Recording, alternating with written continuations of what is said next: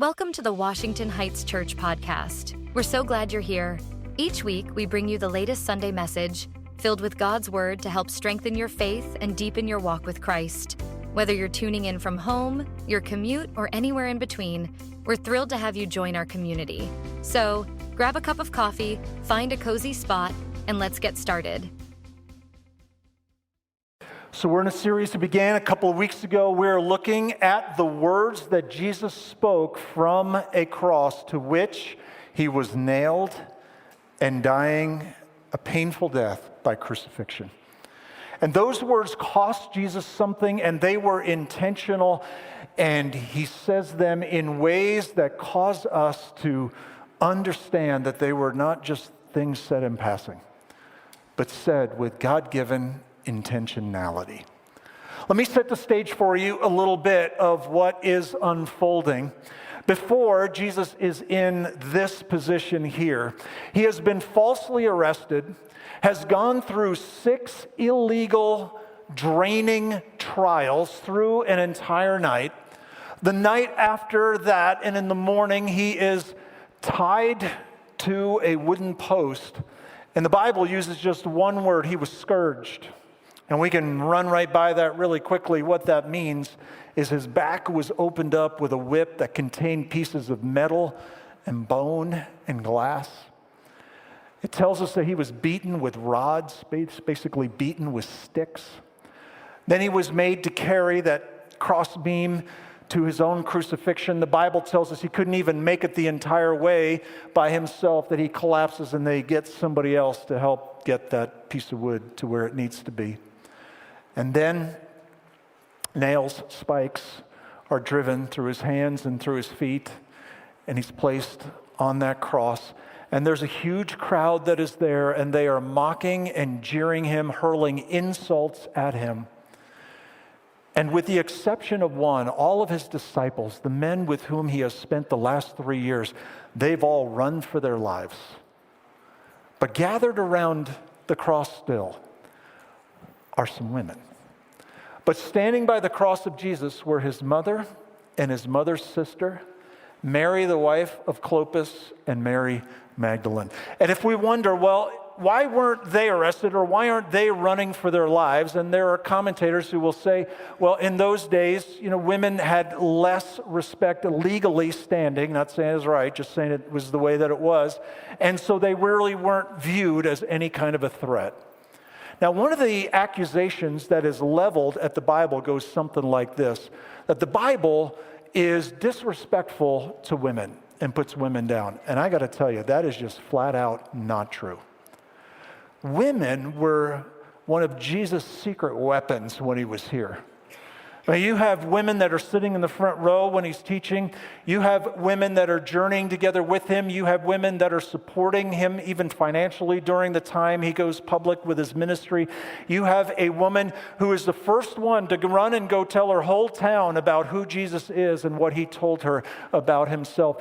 A first witness of Jesus being out of a tomb again, alive again, was a woman. And so from beginning to end, you see Jesus treat women in a way that is unprecedented in the ancient world. And if there's maybe, all kinds of different reasons to be a follower of Jesus, and you are a woman, let me tell you that he sees you with the absolute value of everyone else. And the Bible portrays that in ways that you will not find elsewhere. But one of the other things that comes along with accusations against the Bible also goes something like this. The accounts aren't exactly the same of what happened, and therefore it's, showing you that there are mistakes, and people wrote this later, and they didn't get their stories straight, and one of them revolves around this. Right there are 4 ladies that John says were standing there: Jesus' mother, his mother's sister, Mary, the wife of Clopas, and Mary Magdalene. But there are 4 gospel accounts. We're in John today, but there's Matthew, Mark, and Luke as well. And when you look at the others, you see some other names that are sprinkled in there. You always see Jesus' mother. But then in Mark's gospel, he mentions Salome. And then in Matthew's gospel, he mentions the mother of Zebedee's sons. And then Mark and Matthew mention Mary, the mother of James and Joseph. And we go, yeah, they're not all the same. So what exactly does that mean? Doesn't mean that the Bible is full of errors. Well, scholars right now are saying, you know what, these, in many respects, are the same people. And in the same way that we refer to somebody in a number of different ways is exactly what is going on here, because you have 4 different eyewitnesses who are saying this is who was present. And so Salome, and the mother of Zebedee's sons, is Jesus' mother's sister. And Mary, the mother of James and Joseph, is Mary, the wife of Clopas.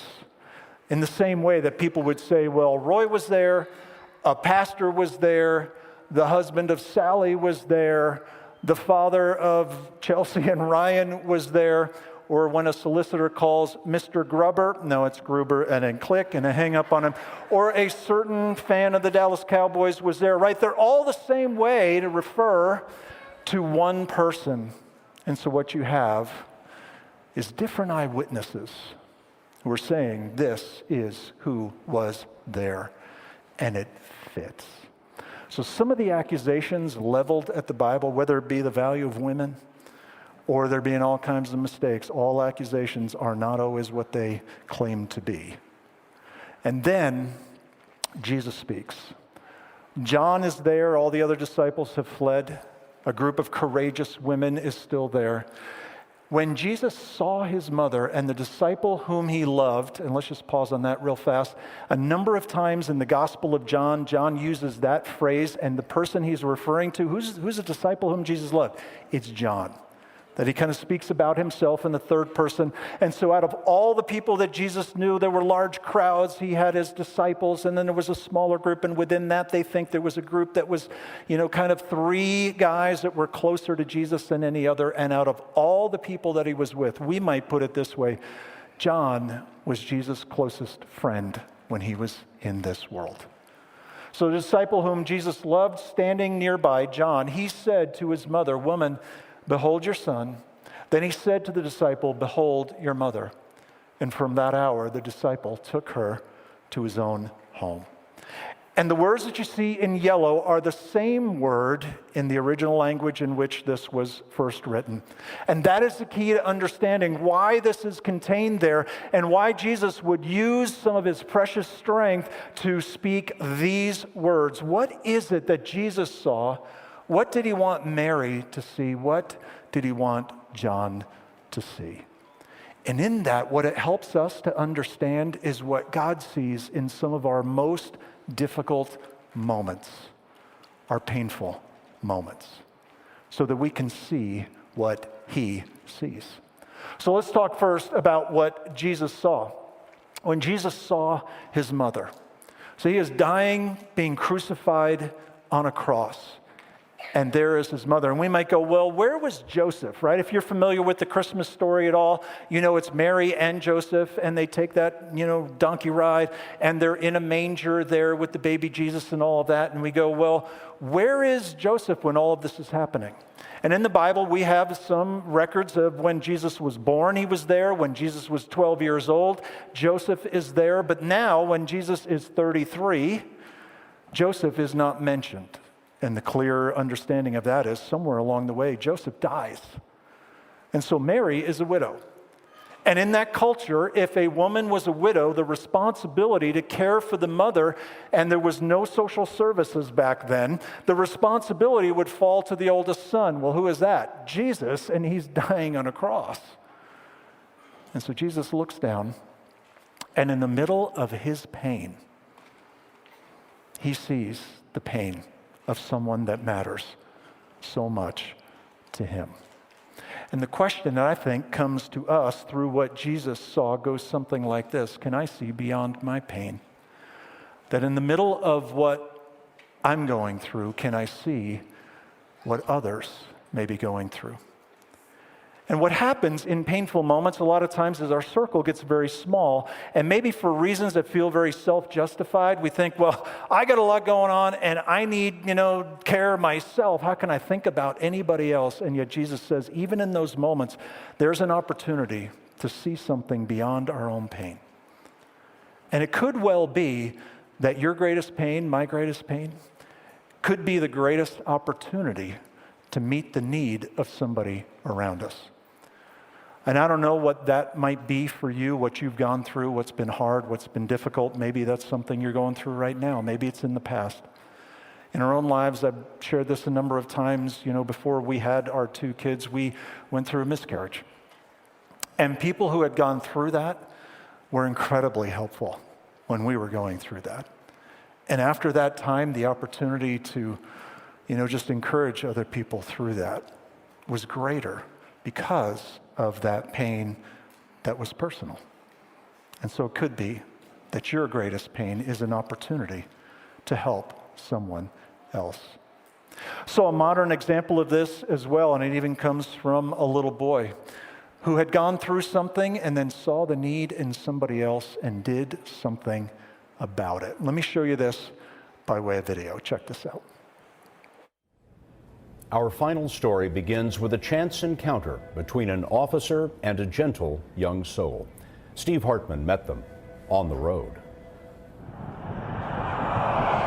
Here at the Ohio Air National Guard Base near Toledo. This is the 180th Fighter Wing. Lieutenant Colonel Frank Daly still can't believe the honor recently bestowed upon him. It's incredible being recognized in such a manner. It happened at a Cracker Barrel, of all places. As the security camera shows, Lieutenant Colonel Daly entered the restaurant on February 7th for an early lunch. At about the same time, 8-year-old Miles Eckert came in with his family. Miles, in the green hoodie, was very excited. He just found a $20 bill in the parking lot. Just sitting there? Yeah. Did you start thinking of what you could spend it on? I kind of wanted to get a video game, but then I decided not to. He changed his mind when he saw that guy in uniform. Because he was a soldier, and soldiers remind me of my dad. And so, with his dad in mind, Miles wrapped the 20 in a note that read, "Dear soldier, my dad was a soldier. He's in heaven now. I found this $20 in the parking lot when we got here. We like to pay it forward in my family. It's your lucky day. Thank you for your service. Signed, Miles Eckert, a Gold Star kid." Army Sergeant Andy Eckert was killed in Iraq just 5 weeks after Miles was born. All the kid has ever had are pictures and dog tags. This is his wedding ring. Other people's memories and his own imagination. I imagined him as a really nice person and somebody that would be really fun. The dad he imagines must also love a good story. Because after lunch that day, Miles asked his mom, Tiffany, to make one more stop. Excellent. He wanted to go see his dad, and he wanted to go by himself that day. She took this picture from the car. Follow the footsteps and you'll see Miles standing there behind the flag, presumably telling his dad all about it. And whether heaven heard him or not, his good deed continues to impress here on earth. You've read it more than once? I look at it every day. Kid gave you a bigger gift than $20. A lifetime direction, for sure. Lieutenant Colonel Daly says he's already given away the 20 and plans to do much more. He also hopes that little green post-it will inspire other people across the country to give as sincerely and dutifully as this father and son.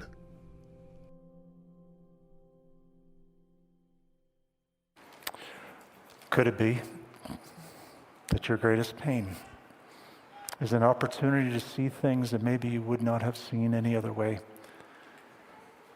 and to just see even what Jesus saw that day? Yeah, it's painful and it's hard, but it can also lead me to see what others are going through. And we might say, well, it's clearly obvious why Jesus would do that. I mean, he was God in the flesh when he was here, but the rest of us are just trying to figure it out. But I would suggest to you that what Jesus did goes beyond that. In Deuteronomy chapter 5, it says, first of the 10 Commandments recorded there, honor your father and mother. Right, and God doesn't just speak words to us that, hey, this is a good idea, a good principle for you to practice, and I'll just kind of sit up here, in my throne room in heaven. But when Jesus was here, you know what? That's what he did. And in that last moment, that's what he was doing. And you notice there's no expiration date with this. It's not honor your father and mother while you're a kid. It's not honor your father and mother while you're living under their roof. This is a way in the middle of a relationship that changes as time goes on. And Jesus was doing that. So God gives us not just ideas. He gives us the heart of God that when he was here were things that he made real. One of the descriptions about who God is and what his heart is like, his character is like, comes from Psalm 68, that he is Father of the fatherless and protector of widows is God in his holy habitation. Right? And we think, wow, that's so poetic, that's so beautiful. What does that really mean? Well, you look at Jesus on a cross, it means something very specific. It means something very real. And what it invites us to do in moments even that are difficult is look past our own pain and see if there's a way that we can see the pain of someone else. So that's what Jesus saw. What was he inviting Mary to see? He says, "Woman, behold your son." Now, in our day, we go, "Woman," that sounds disrespectful. And I got to tell you, that word is a word of absolute respect.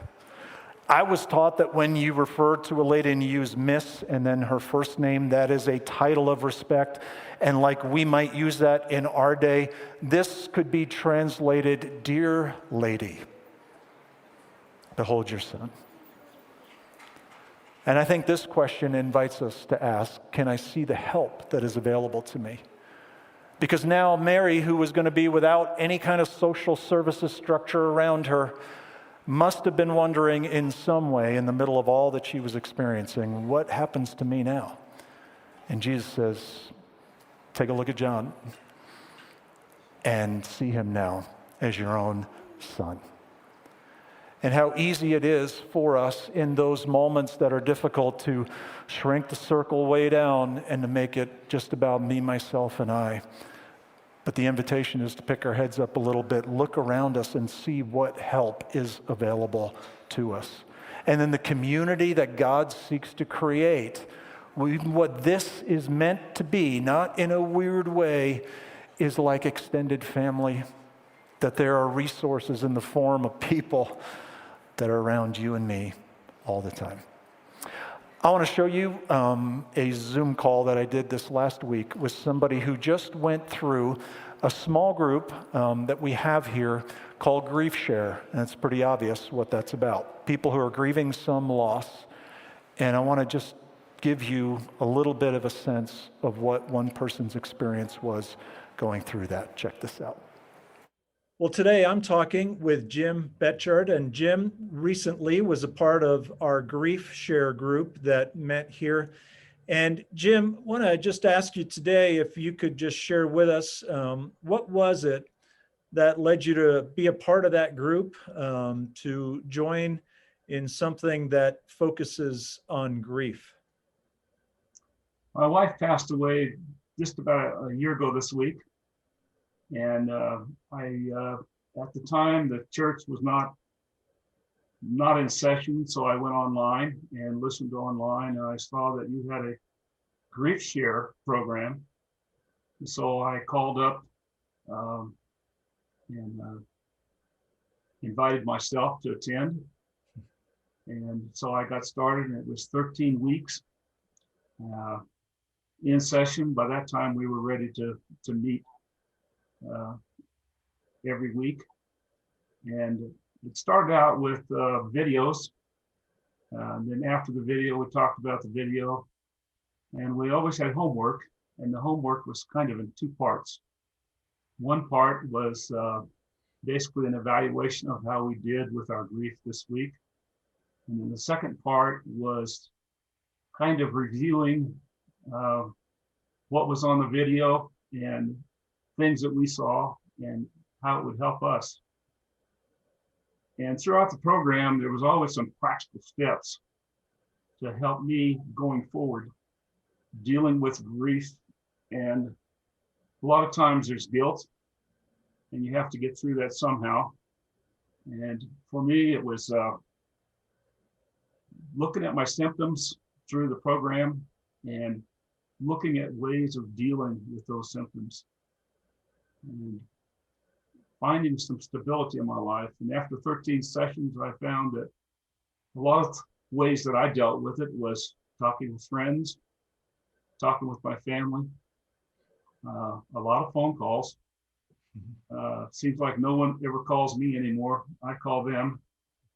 And faith and trust in God seems to be the leading factor.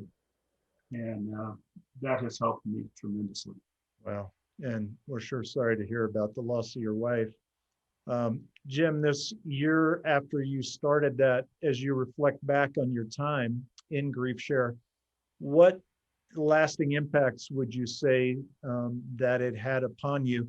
You know, one of the goals is to help people through grief. How do you feel that that took place for you? I think it's helped me tremendously. I still have grief. I don't think I'll ever get over it, but it's helped me cope with some of the symptoms of my grief and finding a little more stability in my life, finding out things that I have to do and how I can do them. And that has helped me. And I think the Grief Share primarily is responsible for that. And I enjoy the friendship and all the people that I met there. And Jim, if there's somebody listening today who's going through something like you or another type of loss, what kind of recommendation would you give for them toward participating in Grief Share? Well, I've already done that a couple of times with friends of mine that are going through a similar situation. And they have called up and have gotten connected with the church and are going to Grief Share. I think they're going via a video instead of actually attending the program. But I think you need to attend the program, but any way can help you. I think the workbook is fantastic. I would certainly recommend it. Well, Jim, thank you for sharing a bit of your journey here and giving us just a little bit of a view into what you've been dealing with. And we're glad that you are a part of Washington Heights now as well. And every Sunday I walk in there, I see you stand in the back there where I walk in, and it's a pleasure to have you as a part of the family. Thank you, Roy. All right. Take care, Jim. Yeah. So what is available around me? And what could I lean into in moments that are difficult? Grief Share is happening right now, and the opportunity is there to still be a part of it. And if you'd like to or find out more about it, you can text the word grief. It's an IE word, not an EI word, to that number there. And we'd be glad to give you the information you need to see if that might meet where you are right now. So that's what Jesus saw, what Mary saw, the opportunities that were available around her. What did John see? So Jesus says to his friend John, "Behold your mother." And church tradition tells us from that time, John took Mary and basically treated her like his own mother. And until her last day that she was together with him. Initially in Jerusalem, persecution came. People were scattered in all different directions. John went to become a pastor in a city called Ephesus, modern-day Turkey. Mary went with him, and that is where she lived out the rest of her days. And so to somebody who has known Mary in one context, Jesus invites her to see another context because of her need. And I think it asks this question: can I see the needs that are around me? And we might say, well, there's a whole world of needs out there. Could you be a little bit more specific? Let me give you 3 different arenas in which the Bible invites us to see needs. Some of it is in our immediate family. And so these are people to whom we are related, and there's some strong language there about doing exactly that, and some strong words about, people who do not do that. And I think that is for all the right reasons there that we're invited, that, hey, if you're in a family, that can be the place where you need to focus and help to meet a need. This circle gets a little bit larger, and there's also a spiritual family. that we can be a part of. And there's some language in the New Testament that is not meant to be weird and creepy. And I know that there can be some examples of what that looks like in this world. But this is meaning that we might not be related by blood, but we are related by blood that Jesus shed.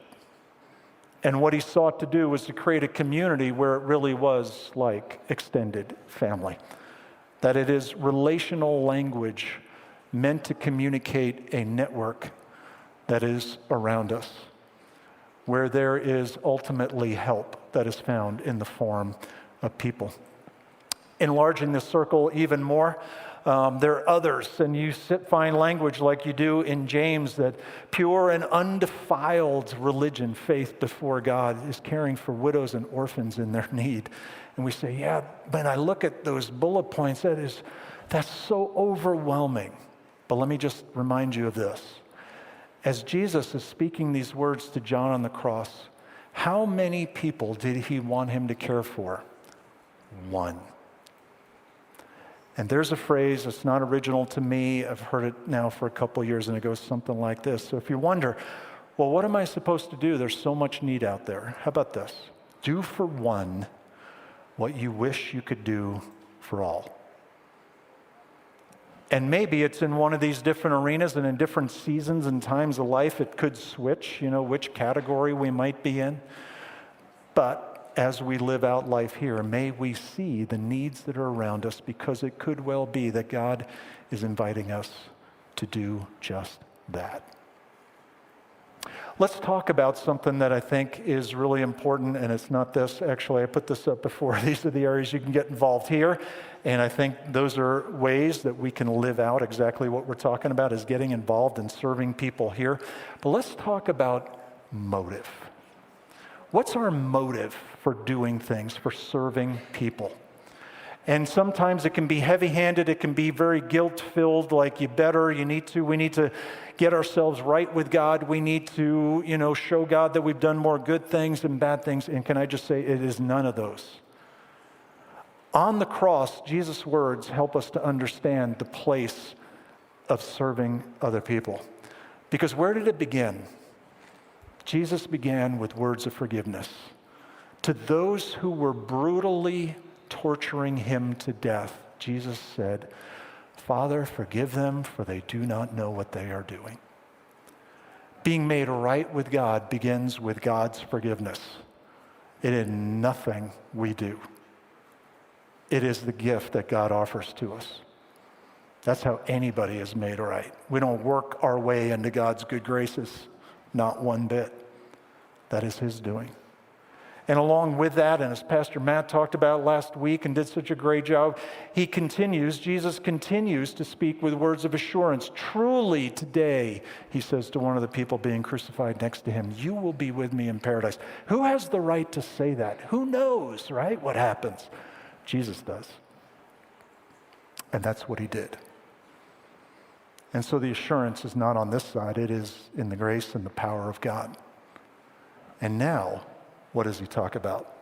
Now he speaks of service. And it is in a relationship and in the confidence that comes from God's doing that we can serve not as a way of earning anything. It is simply responding to what God has already done.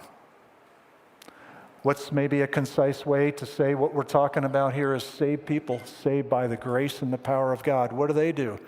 They serve people. And they do it simply as a response to all that God has accomplished for us already. I invite you to bow your heads together with me.